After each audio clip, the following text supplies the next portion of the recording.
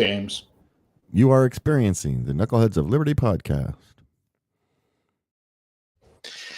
It is it is May 1st, 2024.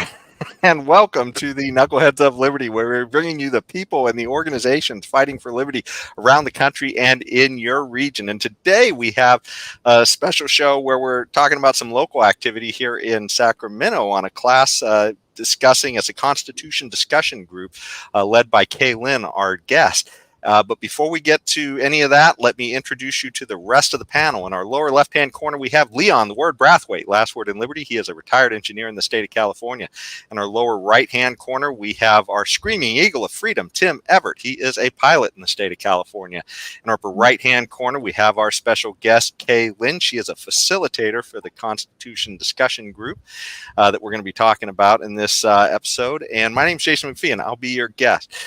So before we get into the show, we've got sort of a new, tradition now of going through a Liberty quote. And this is the first time we've let our guests pick out the Liberty quote for the week. So I'm going to bring that up. And this one is Thomas Jefferson. So this is the second time we've done Mr. Jefferson. And he said that the quote is, "I know no safe depository of the ultimate powers of the society but the people themselves, and if we think them not enlightened enough to exercise their control with a wholesome discretion, the remedy is not to take it from them but to inform their discretion by education. This is the true corrective of abuses of constitutional power." And that's Thomas Jefferson, our author of the Declaration of Independence and third president of the United States. So always a great person to hear from. So, Kaye, Lynn, I will leave it to you to tell us what you really find in that wise quote. The education part. Because if we do not know what our rights are, how are we going to ever defend them? And most people do not know what their rights are. They have, unfortunately, what can I call them? I want to use the word maybe tyrants or the opposition. I think I'll use tyrants. Tyrants started right away. Dumbing us down and making changes to our education, bringing in things that didn't belong, and actually changed the way government is supposed to be. And unfortunately, because the Constitution and the country that was created from it gave so much liberty and economic release to people, that we were prospering. It was a wonderful time, especially that first 50 years, that people were prospering, and other people from other countries wanted to come here.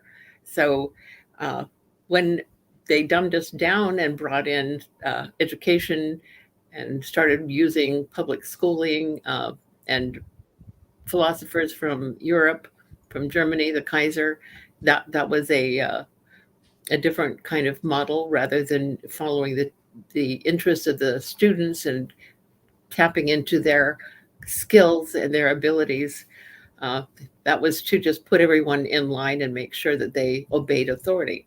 So there were a lot of other things. They took out knowledge of how money and how it works out of the curriculum, and they also took away gradually. It was an eroded thing. You know how that works: 2 steps forward, 1 step back, 2 steps forward, 1 step back. And so it's so gradually that people don't realize it's happening. Well, you know what it makes me think of too, is the government has taken over more of our education than we've essentially lost a lot of this knowledge. Yeah, Really what's happening. It's true. It's true. Yeah. But Kaylin, don't you think in that quote from Thomas Jefferson, don't you think he's really expressing his fear of central power? I'm sorry. I'm sorry. I didn't quite hear that. Can you speak up a little bit? Oh, in the quote that we were looking at from Thomas Jefferson, Uh-huh. don't you think he was really expressing his fear of central power? From whom? Who is the fear of central power coming from? That if the federal government become more powerful in the sense they are centralizing and absorbing power and taking liberties away from the people, don't you think that's what Yeah, he was trying? yes. Well, there was another quote that he said, which when the people fear the government, there is tyranny. But when the government fear the people, that is liberty. That's Right. literally the quote right behind me on the wall. Really? It's what the hell it appears. I was going to see if there was a way I could work that in, but you hit the nail right on the head. Well, because that is our job. That is the hierarchy of authority that the founders put into place. But most people do not know that. They've uh, they've drank the Kool-Aid, I guess, or bought the idea that the citizens or the man, and I use the word man, including woman, because it's humankind, mankind. There wouldn't be mankind without both genders. Um, so when you say man, that includes women as well. And so if you want to bring up that hierarchy, go ahead and bring it up. Well, let me before we jump into, maybe that would be a good segue to start talking about your class. But I just want to let the audience know, I'd forgotten to tell them at the beginning. But the other topic we're going to talk about later on in the show as well, we're going to talk about the campus protests that are going on right now too, and it's kind of interesting because there's a lot of constitutional overtones happening in that as well. So this is really good lead into that. So as far as the class goes, so this is the James. Maybe you could bring up the visual. So this is the creation doctrine that Kaylin is talking about, and this is the entire document, and then this is I think the part that she wants to focus on just a little bit more. Yes. So. What the founders were saying is, and what they recognized is, and most of them were Christian, but there's a lot of misinformation out there saying that they were not Christian, but they were, or they knew at least that there was a creator. So God is the creator, man is under God. We, the people, when we can get together, that's where the power lies. That's where the sovereignty is. And the people created the states. The states came together as a group and created the Constitution to enclose the people who were administering. In fact, sometimes just recently I thought, too bad they used the word government, because that was a word that traditionally in the old world had meant people or rulers over, rulers over the people. So, maybe they used administrators or flunkies or something else, people would understand that Constitution was created as a box. That there's almost nothing in the Constitution unless somebody goes out and commits a crime like killing somebody else or robbing or some other crime against people or against God's law. None of the stuff in the Constitution is supposed to affect us. There is only one sole purpose for the Constitution, and that is to protect and secure the rights of the people. And yes, they can make a few things, but the rights that we gave them inside the Constitution is limited, very limited, and defined, and and they've been stepping out over it, over the bounds, over the boundaries that were set in place with the Constitution. But for all this time, the 235 years that it's been there, very few people have enforced it.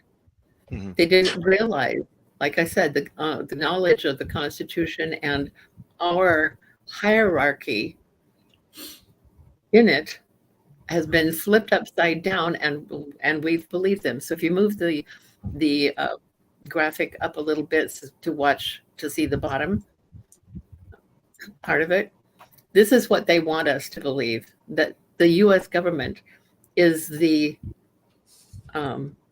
flunkies, you mean? The source of rights, and then the state is the second source. There's the people, and individual man has practically no rights at all. It's the government that is ruling. So they've turned it upside down, and unfortunately, most people have bought that idea. Kaye, can I ask you a question about the definitions of the terms? And first of all, I noticed in the bottom one they're missing the whole God thing. It's completely out of the equation. That's probably done on purpose.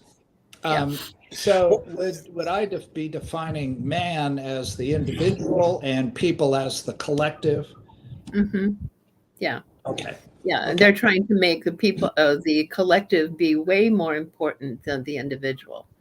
Yeah, which they do all the time. You're right. Yes. Well, let me just jump in real quick, because I feel like we're getting the cart before the horse just a little bit, and I wanted to bring up the actual Constitution discussion groups webpage, so this way that people could know where to go. So it's actually at Constitution-discussion-group- ICT. Oh, no, don't use that. Okay. Don't use that. Okay. Okay. Never mind. It's scrolling at the bottom. There's another way to get there. So SATCD.org. Yeah. Okay. Yeah. So and that's a way you can. Okay. So that'll get you there. And this is the page to the class, and I wanted to give you just a little bit of a sample of what the class looks like as well. So we have a very short video that we've taken from a recent class, and this hopefully will give people just a little bit of a flavor of what goes on in the class. So James, can you play KOL number 1?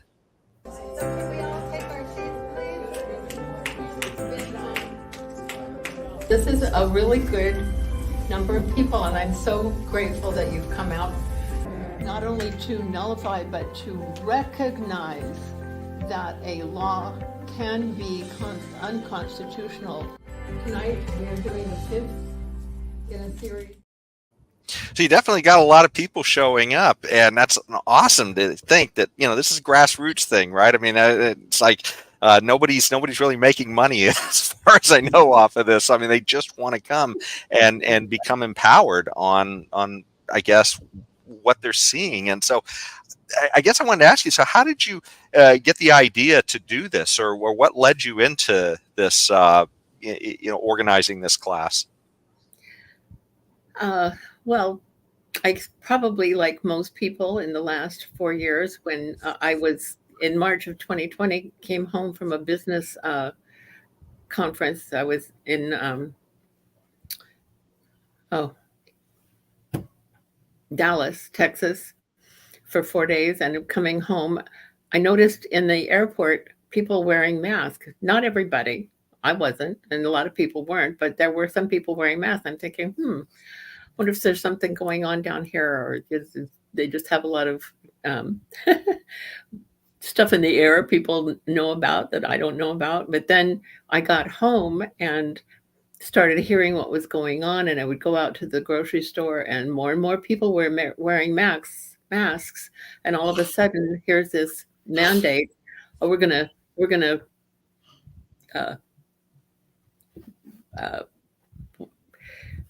stop the curve of this COVID thing, and it came all over the news.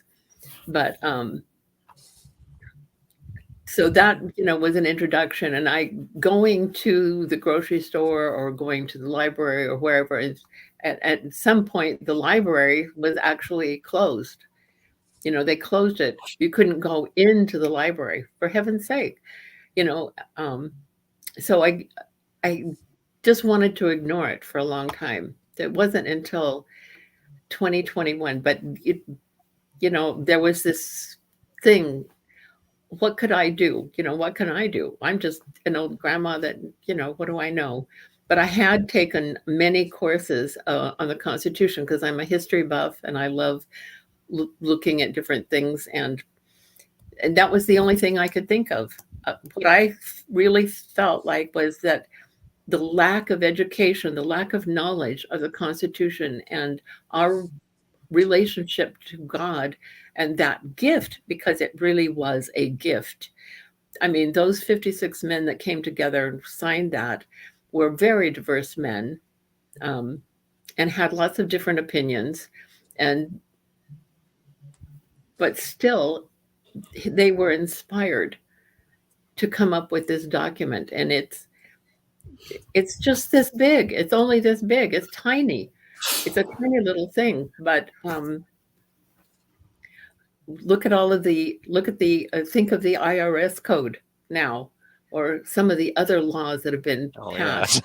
Yeah, stacks and stacks of pages. So it isn't difficult to learn this or to know about it, but most people don't. So I decided to just start having some people come into my living room. I thought, well, don't know where else we would go, but so we started with 2 other people. It was my husband and myself, and 2 other people came, and it was really interesting. But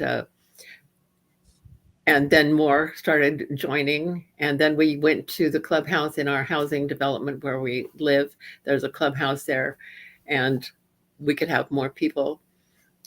And in the beginning, we really ended up not talking about the Constitution at all, because this was in July of 21, and people had been locked down and had my granddaughter wanted to get married, and there was no venue that would allow more than 10 people. she wanted a wedding, where more than 10 people. We ended up clear up in Shasta County before she could find a place outside, and it was outside, but she got married. But in the beginning, when we first got together, people just wanted to talk. So we started meeting like at 1 o'clock in the afternoon, and I thought, well, we'll go from 1 to 3. That's a couple of hours. And then it went to 4. And there were some afternoons that people stayed until 5:30 because they were so hungry for the interaction with each other and being able to talk about what they thought, and wondering why are people walking around with masks on? Don't they know that mandate is not law? So there were a few people that we didn't even talk about the Constitution. They just knew it. Well, Lynn, one of the funniest things I've always seen with the whole mask thing, and there's a meme going on around this too, but they would tell you, even at the airport, it was the most obvious. They would force everybody to stand 6 feet apart, and then when you got on the plane, you were all sitting right next to each other, and you were still supposed to keep the mask on, which is just absolutely absurd. It is absurd. It is absurd that people didn't see through that.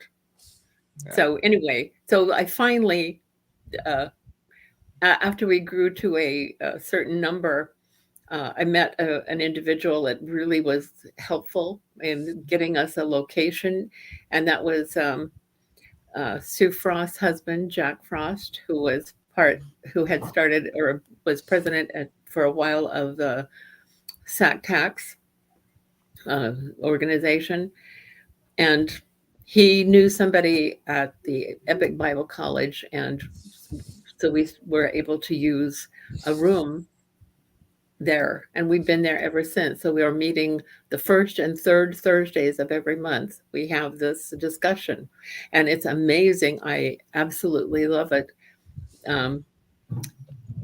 What I've done, I took a lot of different courses. Like I said, I had probably taken about 10 courses that are just online. So I was not wanting to teach the Constitution myself.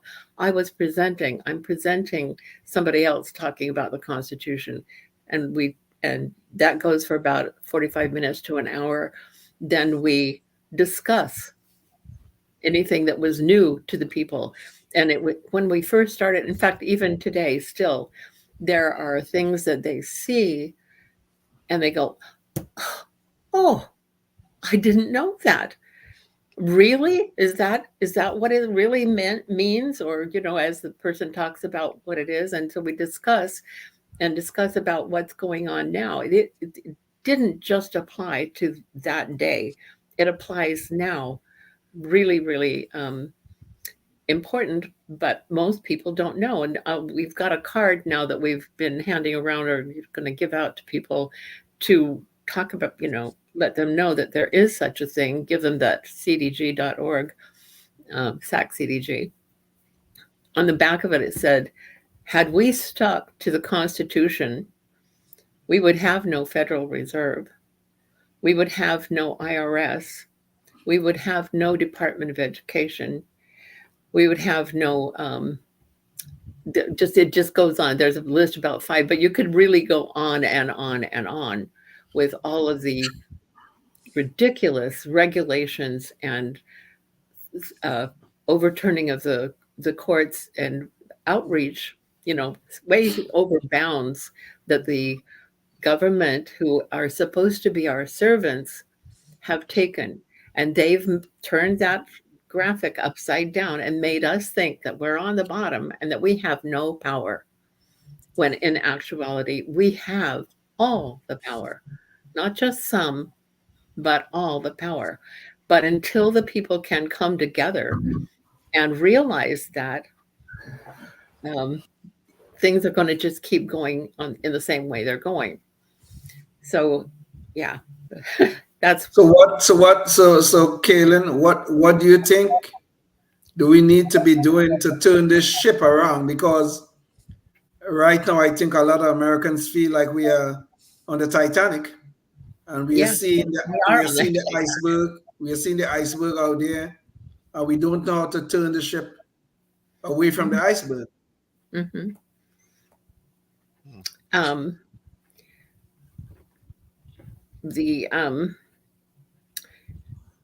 There are actually tools in the Constitution that are given to us. And most people think we only have the one vote. We go to the polls and we vote every 2 years for a representative and every 4 years for the president. And they think that's about the only voice that they have. But we actually have a whole lot more than that.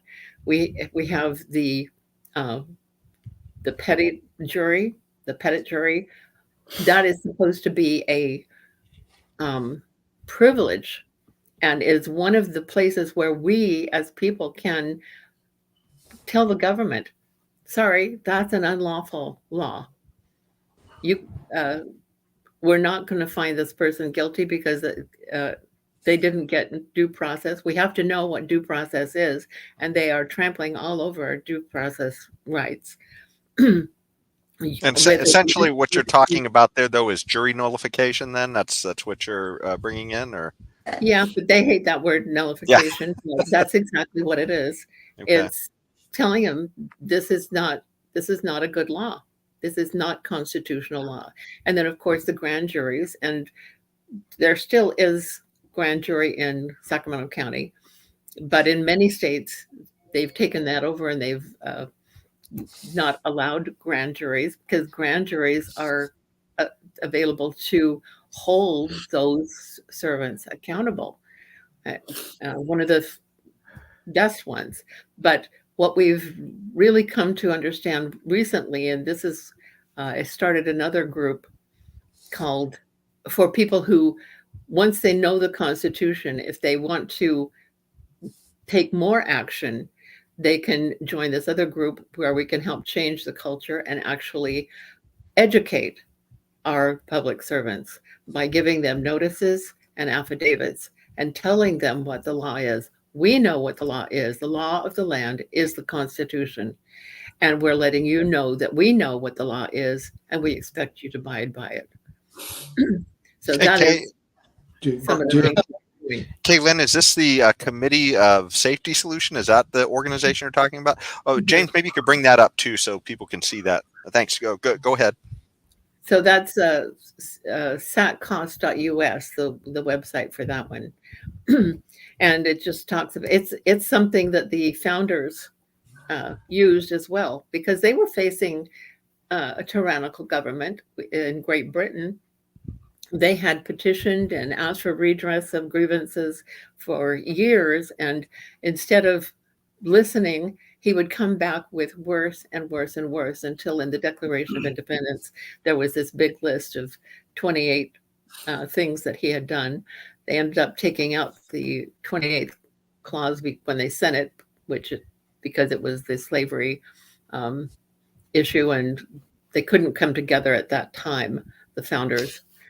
But yeah, so the Declaration of Independence is our document, the people's document, and the Constitution is the document for our servants to keep them in line. They're supposed to stay in that box and not go out of it, or not.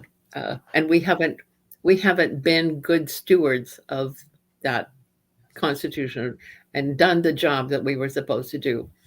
But we were forgot about it, or were purposely misled and made ignorant about our job. So it sounds like the main Constitution discussion group is a place for people who are curious and they really want to. They're kind of struggling with the way things are, and they want to know a little more. This is sort of the group to go to once you think you're starting to understand, and you actually want to take a little bit of action and try and make a difference. So, yes, and to learn more about it, do a deeper dive, and people have various skills that are greatly needed, like Jeff, photographers, videographers, but people who like to do research, people who like to even go to meetings and kind of become like watchdogs. Check out what's going on at your local school board or your city council or the board of supervisors. What are they talking about? And by the way, let me just jump in real quick. If you're watching on public access, the conversation is still going to go on online. So check out the rest of this conversation there. We're going to talk with Kaye more about the work she's doing, and also too about some of what's going on the colleges as well, the crisis they're having, and with all these protests. Anyways, check that out online, and back to the show. Well, I have a question for Kaye, if I could jump in. Do you have younger people come to the Thursday meetings, the education meetings, people of high school and college age at all? Or? We really need those. We've had some homeschooling families, young people who are homeschooled, but we haven't really seen any young people college age, or even young families. Well, a big part of it is they're probably too busy, raising their family. Right. Yeah. Yeah. That does happen. So maybe, I don't know. Maybe it would be better for elementary school kids, maybe on a field trip or something, to come to a meeting. I don't know what's even possible these days with everything as kind of wacky as it is. Yeah. But yeah. So you're attacking this whole the tyranny you're attacking by means of educating your fellow citizens as best you can. And so as part of that, I would think, since they're not getting it in the public education system, they're just getting the submit to authority lesson. They got submit to authority 1A, but they're not getting powers and disabilities of the Constitution 1A. And so it would be nice if somehow that could be turned around, so that the younger people would be educated in that respect. I agree, and that's where we want to bring in that other website, Jason, the We the People 2, We the People numeral 2.us. This is a united call for corrective action, and this is using notices and affidavits, but it's also using things like T-shirts and memes and putting it out there on social media. That and the big question is, by what authority? People need to start asking, by what authority are you infringing on our property rights or our children? And just anything you can think of that out there that they're doing that they have had no authority to do, sending money and being taking the so-called democracy to other countries. We are not a democracy. We are a republic. And so many people have forgotten that and do not even know the difference between a democracy and a republic. So it's really pitiful. But this is a good, using memes and getting it out on things like young people are using these days. And see, I don't use those. I don't know how to do Instagram or what it even means, or Facebook, or Twitter, X, whatever it's called, all the other kinds of things that are out there. But young people, I guess, grew up with that. And so Ron Bouchard, who has started this We the People 2, has come up with this four phases throughout this year. We've done the first phase. This number is that you're scrolling down here is phase 2. There are some of the memes that he's suggesting that be put out there. By what authority? And see that last one, the sole and only reason for government is to secure on our unalienable rights. Every other function is an act of treason. That's pretty harsh, but they need to know that. I think there are a lot of public servants with good hearts who want to be good public servants and who are just as ignorant as we are. They grew up in the same situation, but there are some of them that are purposely just about the whole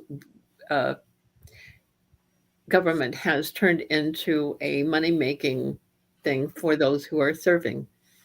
It was never intended to be that. No man has a right to make that go into government for special, to make himself wealthy. It is a service. And we've seen a lot of that lately with, a lot of talk about how many politicians go into office. I think they said Dianne Feinstein went into office worth well less than $1 million, and now she's worth, I think the thing I saw was near 100 million or something. So it's something like that, but she's not dead though, by the way, just to let you know. Okay, yeah, well, recently. Yeah, but she barely left office, and that's another thing we're seeing too. Some of these people sticking around, I guess the gravy train is that good that they're not going to leave until they kick the bucket. Yeah, So why do we keep electing them? Yeah. We don't. We don't ask the questions by what authority, and so that is a very powerful question. And so, so everybody can ask that. They don't even have to come to the Constitution discussion group or be part of the Committee of Safety to do that. But if they want to, and it's been interesting. I have seen people who've come through the Constitution discussion group and then want to go ahead and run for either central committees. And that's another thing that I didn't bring up before, is that both of these groups are nonpartisan. It isn't about left or right. It's about right or wrong. Mm-hmm. Yeah. So what? So okay. So yeah, I mean, all of these things that I think that your group is trying to do is, I mean, a lot of it sounds quite good, frankly. But the ultimate goal, I believe, would be to put the federal government back into the box, shall we say, where there are Yep. boundaries and limits upon them. Mm-hmm. Do you believe that is really possible, given how far away from the origins of the Constitution, how far away they have moved the federal government, are involved in so many parts of our lives now? Do you Mm-hmm. believe it's truly possible to get them back within the limits that the founders intended? You know, I really don't know. All I know is that I feel compelled. This just seemed, it just was up, you know, it's in my heart. It was to go out and do this. Of course, we would like to see a CDG in every county in California and across the country, as well as a committee of safety. And actually, there is a And by the way, CDG is Constitution Discussion Group, just in case. Yes. And there is now one in Solano County, and they actually started first, and they're following us with their Constitution Discussion Group, and the people are loving it. But what I was saying is, I did say that people have come and wanted to, and they said thank you. And instead of becoming part of the committee of safety, they felt like what they wanted to do was run for a central committee for office. So that's a good thing. People are, you know, inspired. We all have that inner knowing of right and wrong. Most of us, you know, it's there in our inner being, and we all have interests and things that we can contribute in various ways. So that's And just to be clear, when you said central committee, you're talking about like running for school boards or city councils and that kind of thing. Yeah. Or even just either Democrat or Republican central committee. Oh, okay. Yeah. Yeah. Okay. Even though, you know, we're not talking about partisan politics, because you notice that in the Constitution, parties are not mentioned at all. Mm-hmm. Yeah. In fact, George Washington, in his farewell address, said, "Stay away from parties. They are factions. They just want to divide, and they do that really well." And he said they are your worst enemy. Yeah. James Madison also had a quote that we used on the show as well before, where he thought that was the greatest evil of the system was the two parties. If this devolves into a two-party system, so yeah. But what would be the alternative, though? Let's suppose that we accept the premise that the two-party system presents some real dangers, and I do agree. Actually, it does. But what is the alternative to the party system? Oh, what is the alternative to the party system? Yes. It's the committee of safety. That's what was set up for originally. Every small village and town or colony, they would get together as a committee, and this was before they won the war. You know, they had to strategize, how are they going to do this? Did they even want to do this? But even as late as the 1840s, there were still committees of safety, and it was to send the best people, or the people who wanted to serve from their town or their city or parish, I guess they called them in the East, when they would, it was time to send to elect, they could vet those people and know that they understood the Constitution. And so they would send it on to the next level, whether it was a regional level and then finally a state level. And it was then those people who went to the who got elected, but they had been vetted by the Committee of Safety. So those were the people actually that ended up at the first and second Continental Congress. The first time to, write the Declaration of Independence, second time for the Articles of Confederation. That didn't work. So again, they had to meet, and that's when the Constitution was written. But it was the cream of the crop from the all of the colonies and then all of the states that ended up there. And that's why it was so brilliantly written. Even there were people from all walks of life, all kinds of religions, all kinds of skills, but they were able to come up with that. And I do think that they were inspired. So yeah, that this Committee of Safety, that's why we feel like it's so fundamental. That is one of the tools that the founders gave us. They didn't spell it out in the Constitution, but they were using it and just, I guess, felt that they didn't have to write about that because it was known at the time. Yeah. Well, it really feels like the point, I guess, the mission of your class is in your safety committee is really to get people to, I guess, become ungovernable by this behemoth government that we got, right? I mean, to understand it better and then to start really figuring out how to unwire some of this stuff, because this is,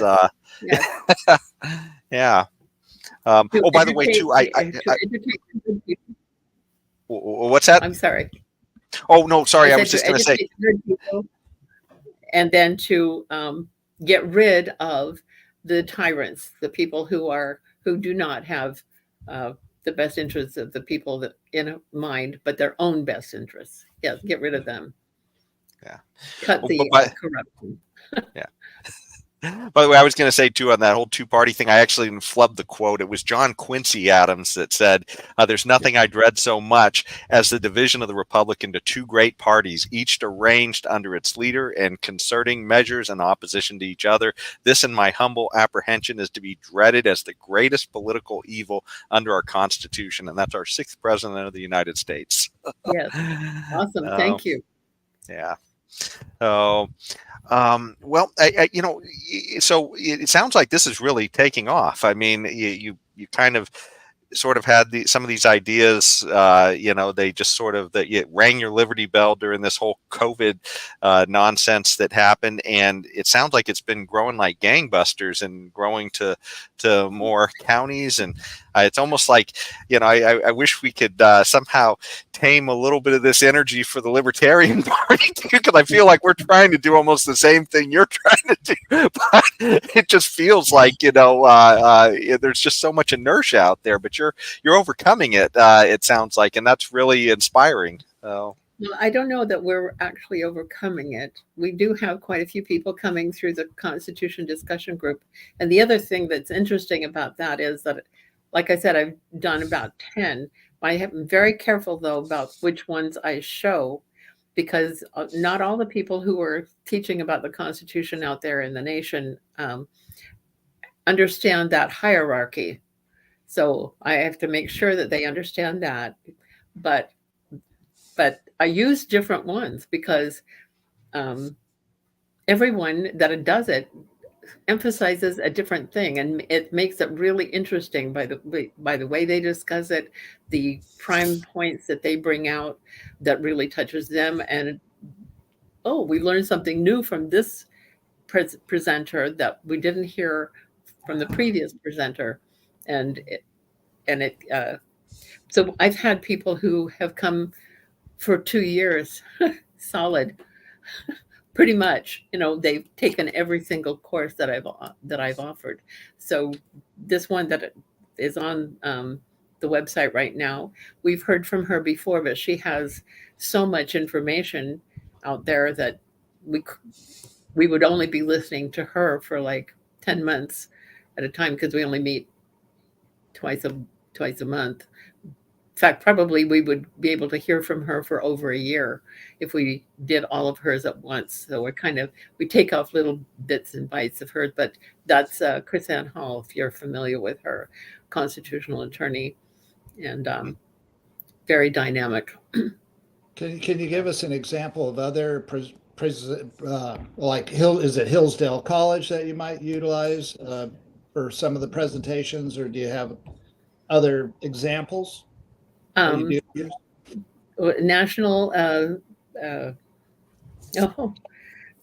national I can't remember. NCCS is called.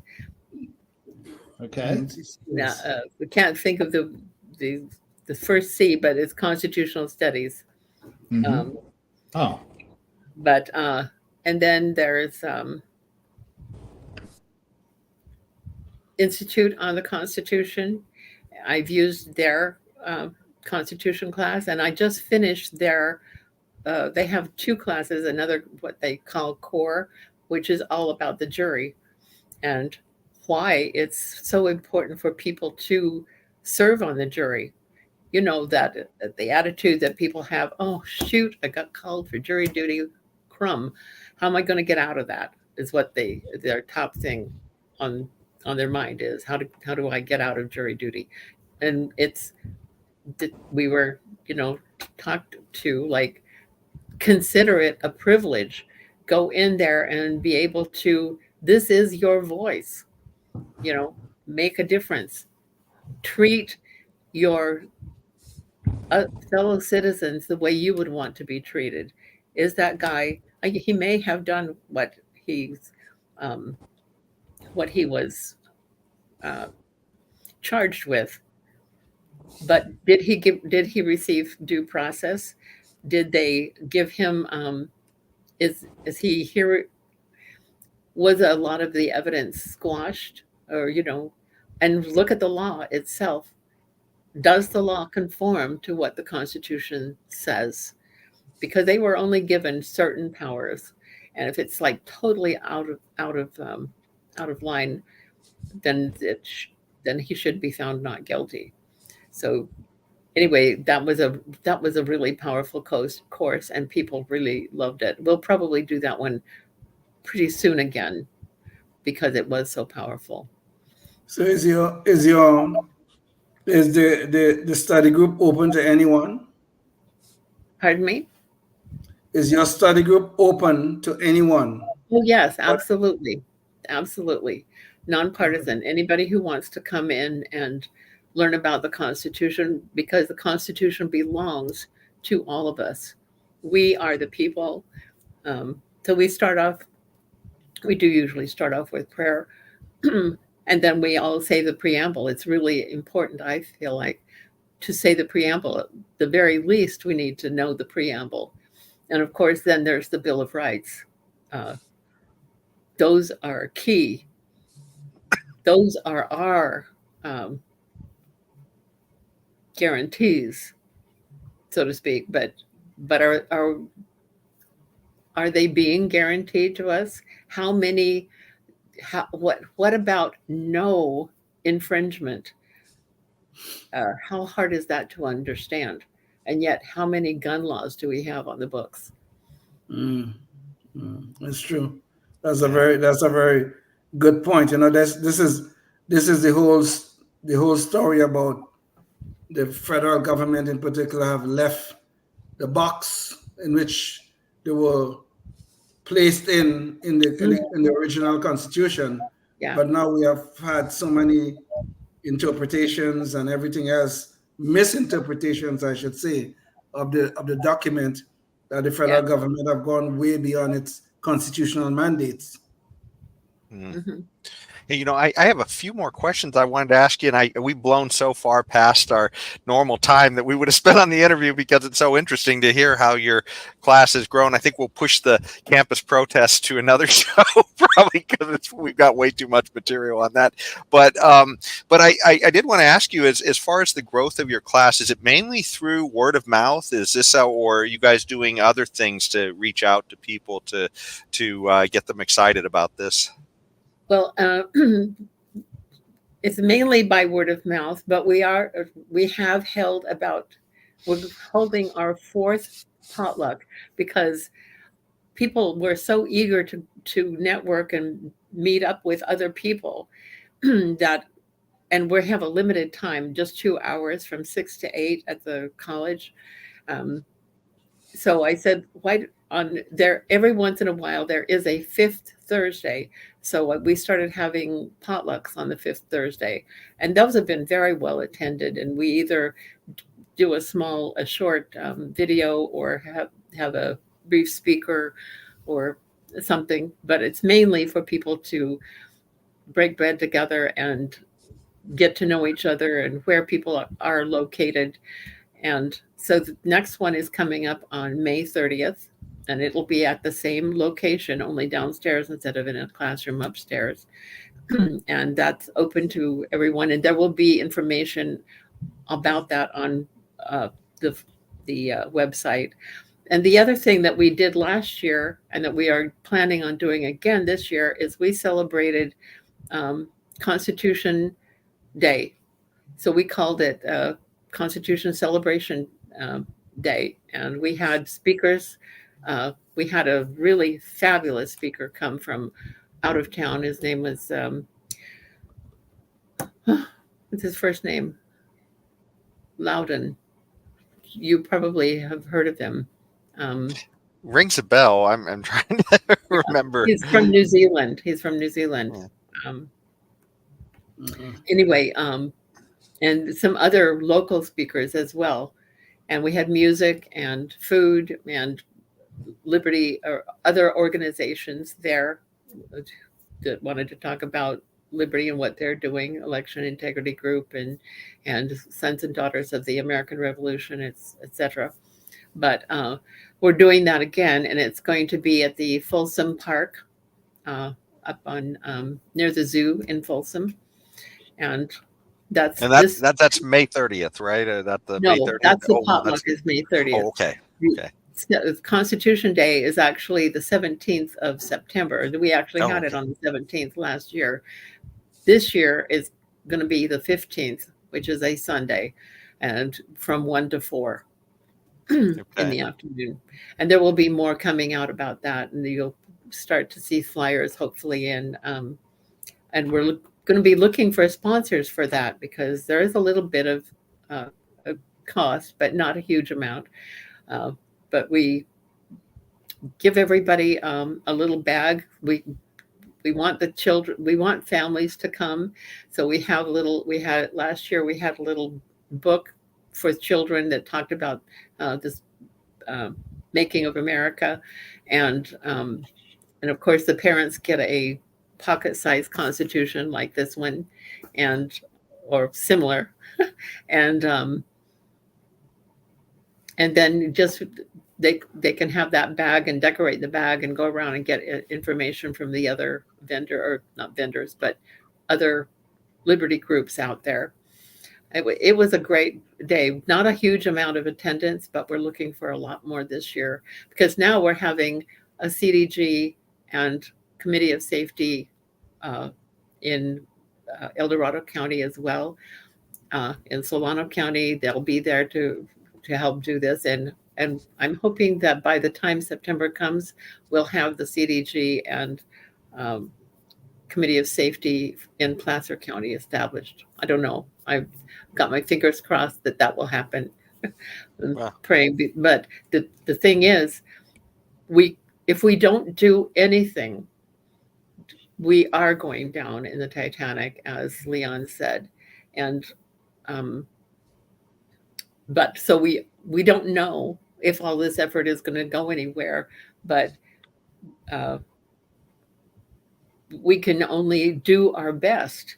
And when we're active, that's when God steps in and helps us out. Uh, He's wanting to see us do the work, not just sit there and say, "Oh, can you please come and save us?" Um, we have to be out there and doing the work, and then Yeah, he'll come in. And I Indeed. don't know. Nobody knows when and what time that is, or what he will do to forward. It's his. It's his world, after all. Indeed. well, this has been a pretty inspiring hearing about the way you guys have grown and reached a lot of people. If somebody was listening to your show right now and they were inspired enough to try to start something in their area similar or to join with you guys, what would it take? I mean, is it something that, I guess, could they reach out to you guys to get help, or would they, is this something that would take a lot of resources? Doesn't Yeah. take a lot of resources. They could start in their homes like I did. And I would be happy to let people know what I've done, or, the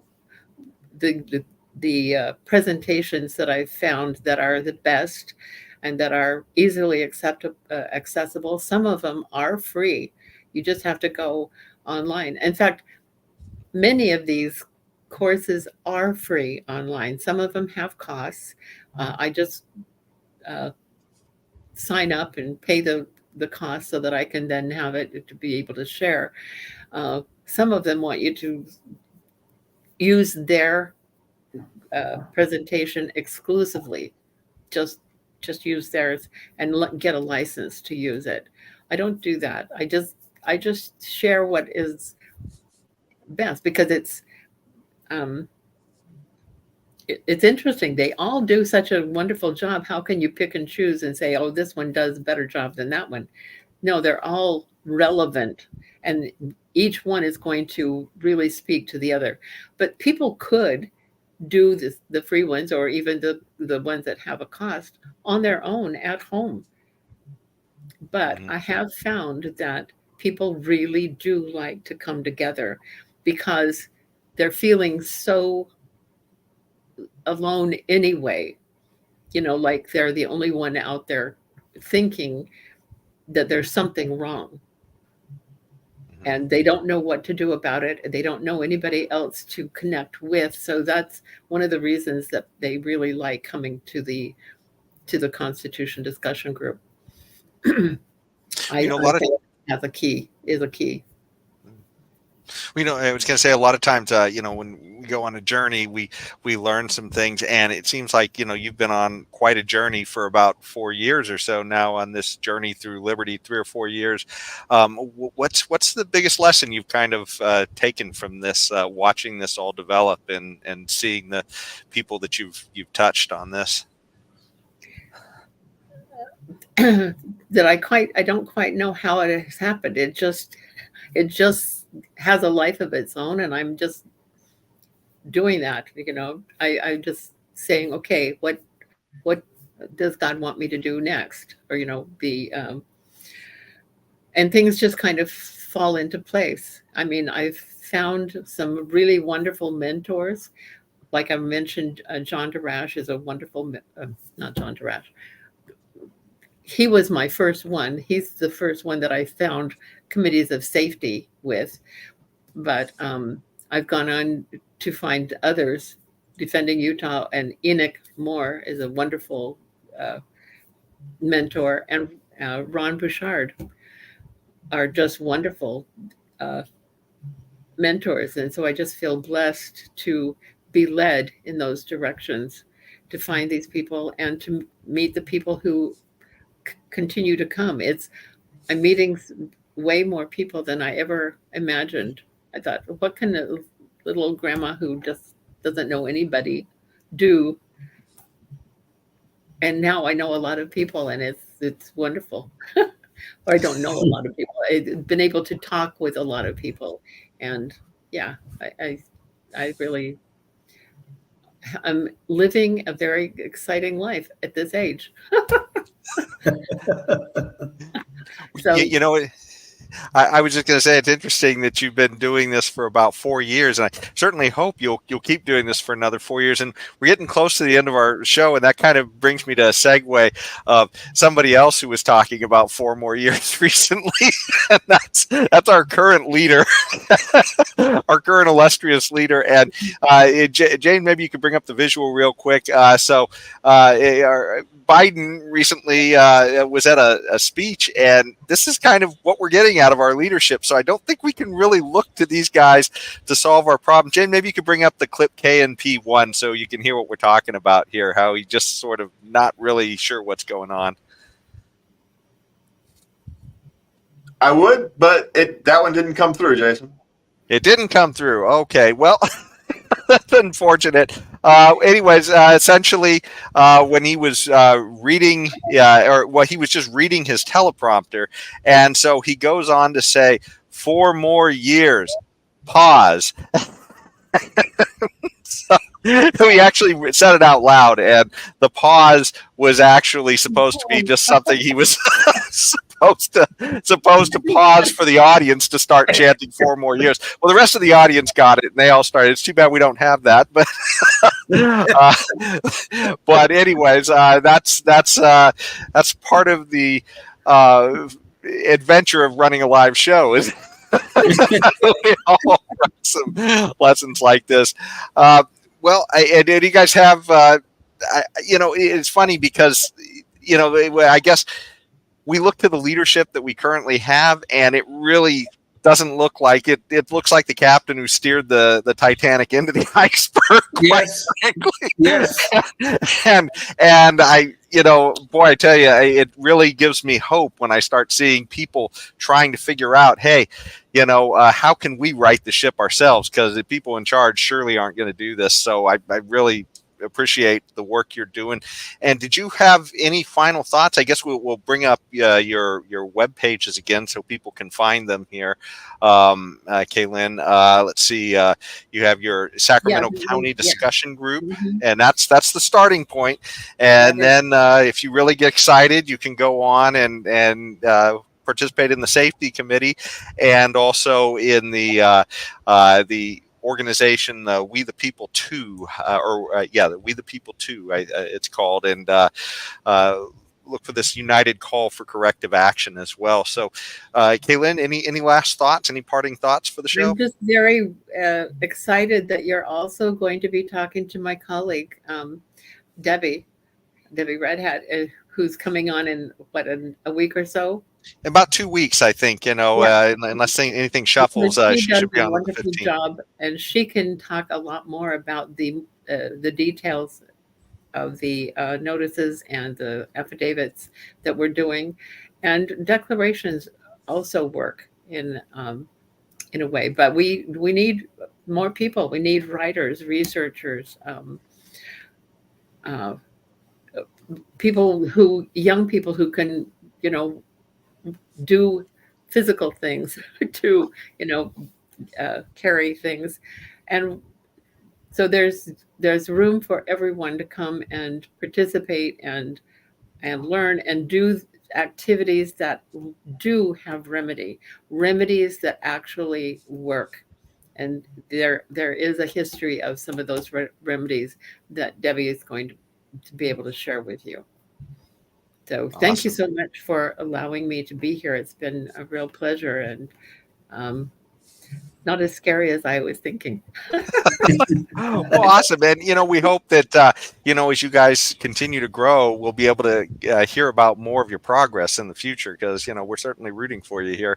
And if you're watching out there, before the next show, think about what you can be doing in your community, because this is a perfect example of somebody who's out there and they're using the tools at their disposal to try and make a difference to move the ball for liberty. So, hopefully these shows will inspire you. So, we've got a big archive of shows of people we've interviewed. So hopefully you can, between now and the next show, you can, start getting your motor running too. Thanks so much for joining us, Kaylin. And until next time, stay tuned and stay free. Well, yes, indeed. Thank you, Kaylin. Good night. Good night. Nice to meet you all. Life, liberty, and the pursuit of happiness, always and forever.